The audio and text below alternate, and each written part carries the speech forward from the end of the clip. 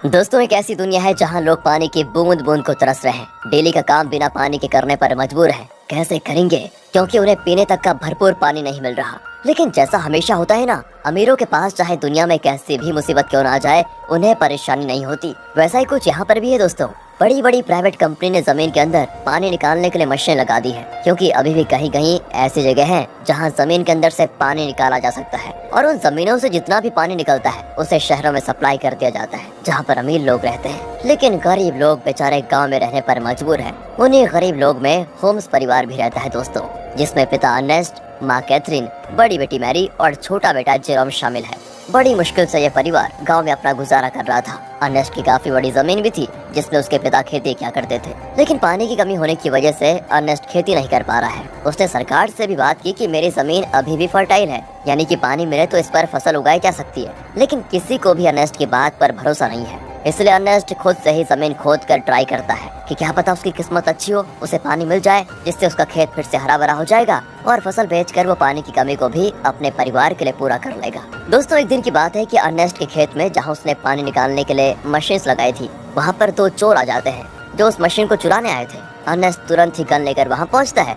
और चोरों को जैसे ही पता चलता है कि अर्नेस्ट यहाँ पर आ चुका है, वो लोग बहाना करने लगते हैं कि हम तो बहुत दूर से आए हैं, थोड़ा पानी मिल जाता तो आपकी मेहरबानी होती। पर दोस्तों, तभी वो चोर मौका देखकर अपने पास रखी गन निकाल लेते हैं ताकि अर्नेस्ट को शूट कर पाए। लेकिन अर्नेस्ट का पाला तो ऐसे चोरों से डेली पड़ता था, इसलिए वो तुरंत ही उनके शॉट करने से पहले ही गन चलाकर उन्हें वहीं पर ढेर कर देता है। देखा दोस्तों, ऐसा हाल हो गया है पानी के लिए कि एक दूसरे की जान लेने पे तुले हुए हैं लोग। अर्नेस्ट अपनी मशीन को चेक करने आता है, लेकिन बेचारे को पता चलता है कि यहाँ से जो थोड़ा बहुत पानी निकलता था वो भी खत्म हो चुका है। इसका मतलब कि अब उसे दूसरी जगह फिर से गड्ढा खोदकर मशीन लगानी होगी ताकि वहाँ से पानी निकाला जा सके। अर्नेस्ट अब जेरोम के साथ वाटरमैन के पास जाता है। दोस्तों, वाटरमैन ऐसे लोगों का ग्रुप है जो प्राइवेट कंपनी के लिए काम करते हैं, बड़ी बड़ी मशीनों को लगाना ताकि अंदर से पानी निकाला जा सके, और ये पानी शहर में सप्लाई किया जाता है। वैसे अर्नेस्ट इन लोगों को शराब या खाने पीने की चीजें डिलीवर करने का काम करता है। वो शहर से सारी चीजें अपने गधे पर लाद कर लेकर आता है और इन वाटरमैन को दे देता है। उन्हीं वाटरमैन में मैक्स नाम का एक आदमी भी शामिल है,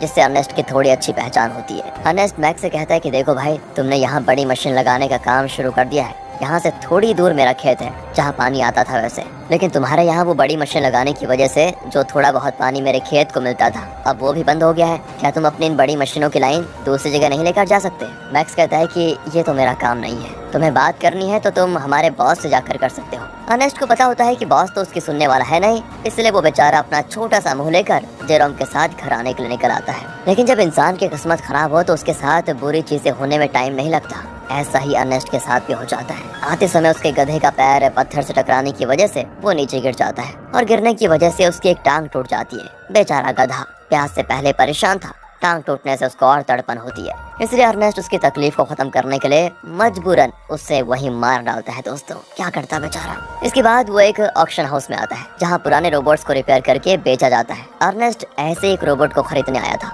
ताकि आगे से वो डिलीवरी का काम संभाल पाए। साथ ही ऑक्शन में फेलम नाम का बंदा भी रोबोट पर बोली लगाने आता है। लेकिन आखिर में अर्नेस्ट को वो रोबोट मिल जाता है, जिसे पाकर अर्नेस्ट और जेरोम बड़े खुश होते हैं कि चलो कुछ तो काम की चीज आई हाथ में। इसके बाद दोनों हॉस्पिटल आते हैं जहाँ कैथरीन रहती है। कुछ समय पहले एक दुर्घटना का शिकार हो गई थी कैथरीन, इसलिए वो चल फिर नहीं पाती। इसलिए हॉस्पिटल में वायर के जरिए कैथरीन को रखा जाता है। वायर मतलब जो कैथरीन को चलने में मदद करते हैं। अब देखिए, अर्नेस्ट के पास इतने पैसे तो है नहीं कि वो वायर का सिस्टम खरीद कर घर लेकर आ पाए, इसीलिए वो और उसके परिवार के लोग हॉस्पिटल में ही कैथरीन से मिलने आए जाया करते हैं। अब हॉस्पिटल के बाहर अर्नेस्ट की मुलाकात रॉबी नाम के बंदे से होती है, जो अर्नेस्ट का बढ़िया दोस्त है, काफी ज्यादा करीबी है। उसके पास तो रहने के लिए घर तक भी नहीं है, साथ ही वो दिमाग से भी थोड़ा कमजोर है। इसलिए अर्नेस्ट उसके पास जो थोड़ा बहुत पानी होता है वो रॉबी और उसके परिवार को दे देता है, क्योंकि भले अर्नेस्ट के पास भी पानी की कमी है, लेकिन बंदे का दिल बहुत बढ़िया है यार। अब वहाँ से अर्नेस्ट जैसे ही घर आता है ना, उसके पास फेलम पहुँच जाता है, जो उससे कहता है कि मुझे तुम्हारा रोबोट चाहिए, कुछ जरूरी काम है। अर्नेस्ट को पता था कि फेलम एक नंबर का बदमाश आदमी है, वो रोबोट वापस करने में नाटक करेगा। इसीलिए दोस्तों, अर्नेस्ट रोबोट देने से साफ मना कर देता है। साथ ही दोस्तों, मैं आपको बता दूं कि फेलम और अर्नेस्ट की बेटी मैरी का एक दूसरे के साथ चक्कर चल रहा है। अर्नेस्ट ने कई बार मैरी को समझाया कि वो फेलम से दूर रहे, वो अच्छा इंसान नहीं है। लेकिन मैरी है कि सुनने को तैयारी नहीं होती। फिल्म की वजह से वो तो अपने पिता से भी नफरत करने लगी है। बताओ दोस्तों, माँ बाप कभी गलत होते हैं क्या? जो बच्चे माँ बाप की बात नहीं मानते उनके साथ तो बुरा होता ही है। कहीं मैरी के साथ भी कुछ बुरा ना हो जाए। खैर आगे देखते हैं। अगले सीन में अर्नेस्ट एक और जगह गड्ढा खोद रहा होता है, इस उम्मीद में कि शायद वहाँ से कुछ पानी निकल जाए, लेकिन बड़ी मशीनों के पाइपलाइन के कारण आसपास का पूरा इलाका सूखा पड़ चुका था। इसलिए अर्नेस्ट को यहाँ भी निराशा का सामना करना पड़ता है। साथ ही गड्ढा खोदने के दौरान अर्नेस्ट जेरोम से बात कर रहा होता है। वो कहता है, जब मैं शहर गया था वहाँ मैंने एक लड़की को देखा जिसके बाल तो छोटे हैं लेकिन देखने में बहुत सुंदर है। तुम तो बेटा बड़े हो चुके हो, कहो तो तुम्हारी बात करवा दो उससे। मैं नहीं जानता कि इस हालत में हम कब तक जिंदा रह पाएंगे, इसलिए हमारे पास जो भी पल बचे उन्हें अच्छे से जी लेना चाहिए हमें। और दोस्तों ऐसे ही बाप बेटे आपस में बात करते हुए कुछ टाइम एक दूसरे के साथ बढ़िया तरीके से बिताते हैं। इसके बाद अर्नेस्ट जैसे ही घर आता है, मैरी उससे कहती है, मुझे पैसे चाहिए पापा, मैं फैलम के साथ जा रही हूँ, मुझे यहाँ पर बहुत घुटन हो रही है। अर्नेस्ट कहता है, घुटन हो रही है? मैंने बचपन से तुम्हें पाल पोस के बड़ा किया, सब कुछ देने की कोशिश की तुम्हें, और फिर भी तुम ऐसी बातें कर रही हो। मैरी तो ऊपर से जवाब देती है, कहती है, हम यहाँ पर जी नहीं रहे, सरवाइव कर रहे हैं और मुझे ऐसी जिंदगी चाहिए ही नहीं। अर्नेस्ट के लाख समझाने पर भी जब मैरी नहीं मानती तो अर्नेस्ट मैरी को कमरे में बंद करके खिड़कियों पर कीड़े लगा देता है ताकि वो फिल्म से मिल ना पाए। अब अर्नेस्ट जैसे सप्लाईज लेने के लिए शहर जाने वाला होता है, तभी उसको पता चलता है कि रोबोट गायब है। ये देखकर उसकी हालत खराब, वो परेशान हो जाता है। वो समझ चुका था कि ये काम तो फिल्म के अलावा कोई दूसरा कर नहीं सकता। वो वहाँ से तुरंत वाटरमैन के पास आता है ताकि उनसे पूछ सके कि क्या फिल्म यहाँ पर आया था कि नहीं। पर वहाँ पर आते ही मैक्स और बाकी वाटरमैन मिलकर अर्नेस्ट पर धावा बोल देते हैं दोस्तों, और जमकर उसकी पिटाई करने लगते हैं। उनका कहना होता है कि तुमने हमारी सप्लाईज चुराई, जो हमारी मेहनत की कमाई थी, जिसे तुमने शायद कहीं और बेच दिया होगा। अर्नेस्ट कहते हैं, अरे ये क्या कह रहे हो तुम? मैं खुद यहाँ तुमसे पूछने आया था कि क्या फिल्म मेरा रोबोट लेकर यहाँ आया था या नहीं, लेकिन उल्टा तुम लोग मुझे ही मार रहे हो। दोस्तों अर्नेस्ट यहाँ पर समझ चुका था कि जरूर फिल्म ने शहर से मेरे बदले सप्लाईज ले ली और उसे वाटरमैन को देने के बजाय चुरा कर कहीं और लेकर चला गया। इसलिए दोस्तों अर्नेस्ट जैसे तैसे वाटरमैन से पीछे छुड़ाकर फिल्म को ढूंढने के लिए निकल जाता है, जो उसे मिल भी जाता है। साथ ही अर्नेस्ट का शक भी सही था, उसने ही सप्लाईज चुराई थी दोस्तों, जिससे वो बड़े आराम से खा पी रहा था। इसलिए अर्नेस्ट गन पॉइंट पर लेकर फिल्म को डरा देता है और उसे वाटरमैन के पास ले जाने लगता है, ये बताने के लिए कि सप्लाईज मैंने नहीं, फिल्म ने चुराई थी। आगे बढ़ते हुए दोनों काफी ज्यादा थक चुके थे। अर्नेस्ट सबसे ज्यादा थक चुका था और साथ ही साथ उसका पानी भी खत्म हो चुका था। इसीलिए दोस्तों फिल्म अर्नेस्ट को बहकाने की कोशिश करता है कि मैंने सप्लाईज की थोड़ी शराब पी ली थी और थोड़ी बची है, मेरी मानो तो बची हुई शराब हम दोनों आधा आधा बांट कर पी लेते हैं। ज्यादा से ज्यादा वाटरमैन क्या करेंगे, मुझे मारेंगे ही ना, लेकिन अगर हमने पिया नहीं तो हम प्यास से जरूर मर जाएंगे। इस पर अर्नेस्ट मान जाता है, लेकिन जैसे ही वो फिल्म को रस्सियों से आजाद करता है, फिल्म उस पर ही हमला कर देता है। बेचारा अर्नेस्ट पहले से ही थका हुआ था और मार खाने की वजह से उसका काफी ज्यादा खून बहने लगता है। इसके बाद तो फिल्म जबरदस्ती पाके सारी शराब अर्नेस्ट के मुंह में डाल देता है, ताकि जब वाटरमैन उसे देखे तो उन्हें यकीन हो जाए कि अर्नेस्ट ने ही सप्लाईज चुराई थी और उसी ने उनकी शराब पी ली। इतना ही नहीं दोस्तों, फिल्म अर्नेस्ट को मार मार कर रोबोट के साथ ही रस्सी से उसको बांध देता है, ताकि दुनिया को लगे कि रोबोट ने आउट ऑफ कंट्रोल होकर अर्नेस्ट पर हमला कर दिया, जिससे उसकी जान चली गई। और होता भी ऐसा ही है, बेचारा अर्नेस्ट मारा जाता है दोस्तों। और सभी लोगों को लग रहा था कि रोबोट ने अर्नेस्ट की जान ली। दोस्तों हमेशा अच्छे लोगों के साथ बुरा ही क्यों होता है यार। अगले सीन में जेरोम अपने पिता को खोने के बाद बहुत उदास बैठा होता है। वो सारा गुस्सा रोबोट पर उतार कर उसे तोड़ने की कोशिश कर रहा होता है, क्योंकि अभी तो उसने ये मान लिया है कि रोबोट ने ही उसके पिता की जान ली। लेकिन हम सब जानते हैं कि सच्चाई क्या है। तब वहाँ पर फिल्म आकर जेरोम से कहता है, रोबोट को तोड़कर क्या मिलेगा, ये आगे चलकर हमारे ही काम आएगा, इसलिए इसको तोड़ो मत और तुम चिंता मत करो, मैं हूँ ना, मैं तुम्हारे परिवार को संभाल लूंगा, तुम्हारे और मैरी का अच्छे से ख्याल भी रखूंगा। पता हो दोस्तों, कातिल मसीहा बनने की कोशिश कर रहा है। अगले सीन में दिखाते हैं कि फिल्म मैक्स के पास आकर कहता है, मुझे पानी की एक पाइपलाइन चाहिए ताकि उसकी मदद से मैं अर्नेस्ट की जमीन पर खेती कर सकूं। मैक्स कहता है, मैं क्या तुम्हारा कोई नौकर हूँ, जो तुम कहोगे और मैं कर दूंगा। तो फिल्म उससे कहता है कि अच्छा, तुम्हें मानना पड़ेगा दोस्त, मानना पड़ेगा। वो दोस्तों उसका चाकू दिखाते हुए कहता है, ये चाकू तो याद है ना तुम्हें, उस दिन जब सप्लाईज लेकर तुम लोगों ने अर्नेस्ट पर हमला किया था, तब ये चाकू अर्नेस्ट ने तुमसे ले लिया था और मुझे ये चाकू उसकी बॉडी के पास मिला जिसमें तुम्हारा नाम लिखा हुआ है। सभी जानते हैं कि मरने से एक रात पहले सरप्राइज लेकर तुम्हारी और उसकी लड़ाई हुई थी। तो मैं क्या सोच रहा था कि मैं जाकर सभी को ये बात बता देता हूँ कि लड़ाई के दौरान तो मैक्स अर्नेस्ट को नहीं मार पाया, लेकिन अगले दिन जब उसे मौका मिला तो उसने अर्नेस्ट को मार दिया और आरोप डाल दिया रोबोट पर। ये सुनकर मैक्स घबरा जाता है और फिल्म की बात मानते हुए कंपनी से छुपाकर एक सीक्रेट पाइपलाइन अर्नेस्ट के खेत में चालू करवा देता है, जिससे दोस्तों खेत को पानी मिलना शुरू हो जाता है। सभी बड़े खुश होते हैं कि यहाँ पर फिर से खेती हो सकेगी। फिल्म दोस्तों डेली हल जोतता है ताकि फसल उगा पाए। देखते देखते उसकी मेहनत रंग ला जाती है और खेती में चारों तरफ फसल उगने लग जाती है, जिसे देखकर जेरोम और बाकी सभी बड़े खुश होते हैं। साथ ही फैलम और मैरी रिलेशनशिप में भी थे, जिस वजह से मैरी प्रेग्नेंट हो चुकी थी, इसलिए उन दोनों की शादी करवा दी जाती है। शादी से फैलम बड़ा खुश था, लेकिन अंदर ही अंदर उसे ये भी याद आ रहा था कि ये सब अर्नेस्ट का था जो उससे मैंने छीन लिया। आज वो जिंदा होता तो ना ही मैरी से उसकी शादी होती और ना ही ये खेत उसे मिलता। अर्नेस्ट के मरने के बाद फैलम ने उसकी सारी चीजों को दोस्तों अपना लिया होता है, लेकिन ये इंसान यहाँ पर भी नहीं रुकेगा। अभी आप इसके पाप देखिए कितना करता है ये। अगले सीन में बैंक से कुछ कर्मचारी आते हैं जो फैलम के पैरों तले जमीन खिसका देने वाली बात बताते हैं कि जमीन पर तुम्हारी फसल उगी है। उस जमीन को अर्नेस्ट ने गिरवी रखा था, वो तो मर गया, इसलिए अब ये जमीन बैंक की होती है और इसमें जो फसल उगी है वो अभी बैंक के पास ही जाएगी। फैलम कहता है नहीं, ऐसा नहीं हो सकता, ये बात तुम्हें पहले बतानी चाहिए थी जब यहाँ पर फसल नहीं उगी थी उस समय, और अगर तुम पहले बता देते तो मैं कोई दूसरी जमीन देख लेता। लेकिन दोस्तों बैंक वाले नहीं मानते, वो कहते हैं कि 1 हफ्ते के अंदर अगर पैसे नहीं मिले तो इस जमीन को तुम भूल जाना। इतना कहने के बाद वो चले जाते हैं। फैलम तो परेशान हो चुका था कि अर्नेस्ट ने तो मुझे बेवकूफ बना दिया, बेकारी कहेगा, जमीन तक गिरवी रखिए, बताओ अब पैसों का बंदोबस्त कैसे कर पाऊंगा। बताओ दोस्तों, ये तो वही बात हो गई, उल्टा चोर कोतवाल को डांटे। खैर अब फैलम जेरोम से कहकर रोबोट ले जाने लग जाता है। वो कहता है मैं रोबोट को बेचने जा रहा हूँ ताकि इससे मिले पैसों से बैंक वालों का उधार चुका पाऊँ। लेकिन दोस्तों फैलम शरीफ आदमी नहीं था,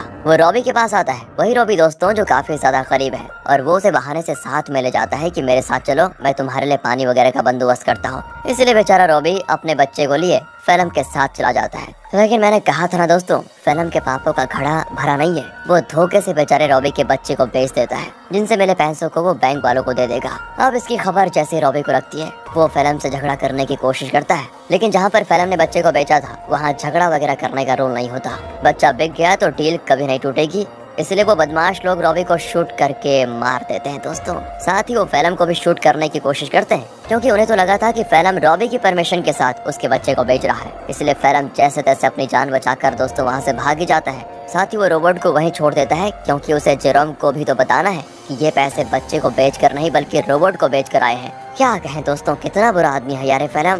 तभी तो दोस्तों अर्नेस्ट अपनी बेटी मैरी को मना कर रहा था इसके साथ रहने के लिए। अगले सीन में बैंक को पैसा देने की वजह से जमीन फिर से फैलम की हो जाती है, तो वहीं रोबोट आगे बढ़ते हुए अपने ओरिजिनल ओनर के पास जाने के लिए निकल पड़ता है। क्योंकि जब वो बदमाश लोग फैलम और रॉबी को शूट कर रहे थे तो कुछ गोली रोबोट को भी लग गई थी, जिससे हुआ ये कि रोबोट की डिफॉल्ट सेटिंग ऑन हो गई और इसीलिए वो अपने ओरिजिनल ओनर के पास जा रहा है, जो कि शहर में रहता है और ओनर का नाम है कैल्विन। वो जैसे उस रोबोट को देखता है तो बिल्कुल हैरान हो जाता है कि ये किसका रोबोट घूमकर वापस मेरे पास आ गया। उस रोबोट पर दोस्तों अर्नेस्ट का नाम लिखा हुआ था, इसलिए कैल्विन रेडियो के जरिए अर्नेस्ट से संपर्क करने की कोशिश करता है ताकि वो आगे आए और अपने रोबोट को वापस लेकर जाए। जेरोम तो जैसे ही रेडियो को ऑन करता है तो बिल्कुल हैरान हो जाता है कि फैलम ने तो कहा था कि उसने रोबोट को बेच दिया, अब ये कैल्विन बता रहा है कि रोबोट उसके पास है। इसलिए दोस्तों वो डिसाइड करता है कि अगर कैल्विन रोबोट वापस देना चाहता है तो कोई नहीं, ये तो बहुत अच्छी बात है, मैं जाकर उसको ले लेता हूँ। अगले सीन में जेरोम को रॉबी की पत्नी दिखाई देती है, जो रॉबी और उसके बच्चे के वापस न आने पर सदमे में जा चुकी थी। वो एक गुड़िया लेकर रॉबी और अपने बच्चे के आने का इंतजार करती है।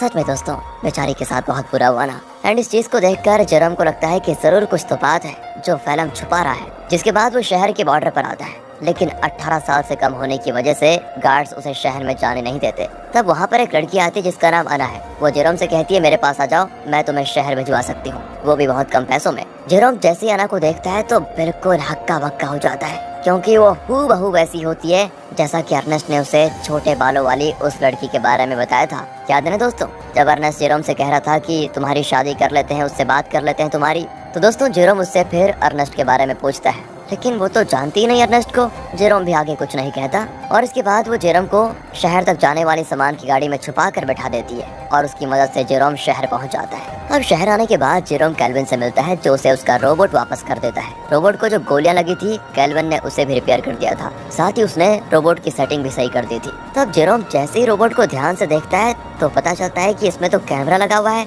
जो कि लेजर बीम की मदद से वीडियो रिकॉर्ड करता है। वीडियो साफ रिकॉर्ड तो नहीं होता, लेकिन इतनी क्लियर जरूर होती है कि उसे देखा जा सके। और तब उन वीडियोस में जेरोम को उसके अर्नेस्ट के साथ बिताए हुए पल दिखाई देते हैं जिन्हें रोबोट ने रिकॉर्ड कर लिया था। उन्हीं वीडियो में दोस्तों वो वीडियो भी होती है जब फैलम अर्नेस्ट को मार रहा था और रस्सी से बांधकर उसे रोबोट के साथ जोड़ दिया था। इस चीज को देखकर जेरोम को एकदम से सदमा लगता है। उसे सच्चाई का पता चल चुका था कि उसके पिता का मरना कोई एक्सीडेंट नहीं था, बल्कि फैलम की सोची समझी साजिश थी। इसलिए वो रोबोट को लेकर वापस घर आ जाता है और आते ही फैलम को ये नहीं बताता कि उसको सब कुछ पता चल गया है, क्योंकि अगर मैरी को मालूम पड़ा कि ये सब फैलम ने किया तो वो तो सदमा बर्दाश्त नहीं कर पाएगी। ऊपर से वो प्रेग्नेंट भी है, इसीलिए जेरोम एक प्लान बनाता है। वो फेलम से कहता है कि मैंने रेडियो पर सुना कि रॉबी तुम्हें बुला रहा है। अब ये सुनकर फेलम परेशान कि रॉबी तो मर चुका है, ये कौन सा रॉबी बुला रहा है। इसलिए वो कहता है कि शायद वो कोई दूसरा फेलम होगा जिसके लिए वो रॉबी बोल रहा है। अब प्लान फेल होता देखकर जेरोम एक लेटर लिखता है फेलम को, ताकि फेलम को ऐसा लगे कि ये लेटर रॉबी ने भेजा है